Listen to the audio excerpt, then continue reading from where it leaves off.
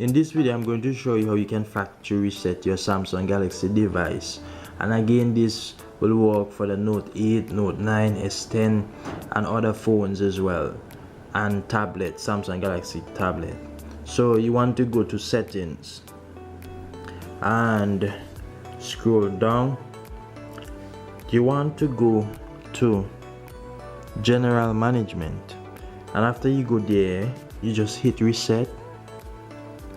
It can ask you to reset settings, reset network setting, factory data reset. So you can reset it. You will lose all your files and all your data, your WhatsApp and everything will be gone. So that's how you can reset your device. Also you can do a hard reset of the combination of the buttons in recovery mode. With different devices it is listed differently.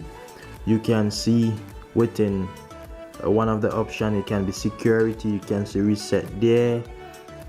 On this device you can see it is listed in general management.